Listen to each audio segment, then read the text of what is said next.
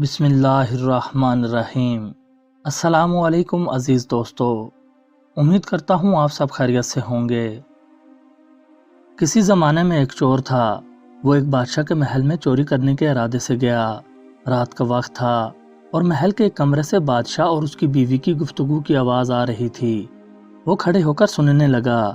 اگرچہ ایسا سننا غلط ہے، ناجائز ہے، چوری ہے، لیکن چور تو چوری ہی کرنے آیا تھا، تو اسے سننے میں کیا چیز مانے ہوتی؟ آخر وہ چور ہی تو تھا۔ اس چور نے سنا کہ بادشاہ اپنی بیوی سے کہہ رہا ہے کہ میں اپنی بیٹی کی شادی ایسے آدمی سے کروں گا جو نہایت متقی اور پرہیزگار ہو، بہت اللہ والا ہو۔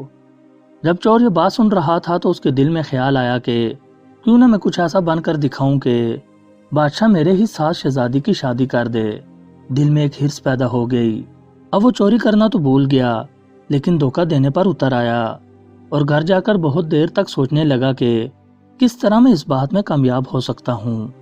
پھر ایک تدبیر اس کی سمجھ میں آئی کہ بادشاہ کے محل کے قریب ایک مسجد ہے، اس میں جا کر بزرگانہ لباس پہن کر اور ان کی وضاحت اختیار کر کے وہاں دن رات عبادت میں مشغول ہو کر بیٹھ جاؤں تو یہ بات بادشاہ تک ضرور پہنچے گی کہ کوئی آدمی یہاں ایسا متقی اور پرہیزگار ہے جو دن رات اللہ کی عبادت میں مصروف ہے، تو ہو سکتا ہے کہ بادشاہ کی نگاہ میرے اوپر پڑ جائے اور میں شہزادی سے شادی کے لیے چن لیا جاؤں۔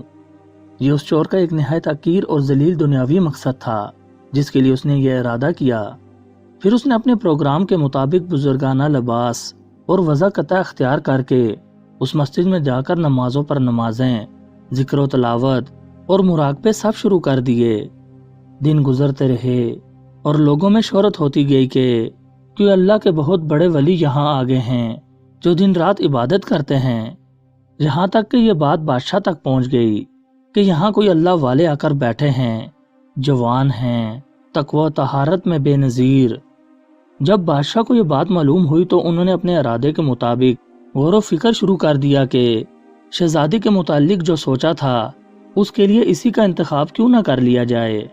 بادشاہ نے اس سلسلے میں گفتگو کے لیے اپنے وزیر کو بھیجا۔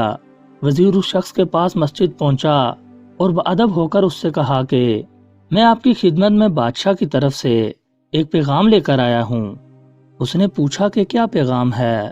وزیر نے بتایا کہ بادشاہ نے کئی سال پہلے یہ فیصلہ کر لیا تھا کہ وہ اپنی بیٹی کا نکاح ایک ایسے شخص سے کریں گے جو بڑا متقی و پرہیزگار ہو اور اللہ والا ہو، اور وہ اس کی تلاش میں تھے، لہٰذا بادشاہ نے مجھے بھیجا ہے کہ اس سلسلے میں آپ سے گفتگو کروں۔ یہ شخص جو دراصل اسی تمنا و آرزو میں یہاں آ کر بیٹھا تھا، بہت دیر تک وزیر کی گفتگو سنتا رہا۔ اس کے بعد اس کی آنکھوں سے آنسو جاری ہو گئے۔ وزیر نے پوچھا کہ کیا بات ہے؟ تو کہنے لگا کہ آج جو پیغام لے کر آپ آئے ہیں یہ پیغام مجھے منظور نہیں ہے۔ وزیر نے کہا کیوں منظور نہیں؟ اس شخص نے کہا دیکھیے میں صاف صاف بات آپ کو بتاتا ہوں، میں اصل میں ایک چور تھا اور ایک مرتبہ بادشاہ کے محل میں چوری کے ارادے سے گیا تھا۔ پھر جو کچھ بھی ہوا اس کو سنایا اور اس کے بعد اس چور نے کہا کہ میں نے تو یہ وضاحت اس حرص کی وجہ سے اختیار کی تھی، لیکن میں یہاں آ کر بیٹھا تو میرے خدا نے مجھے اپنا بنا لیا، میرے لیے میرا خدا ہی کافی ہے۔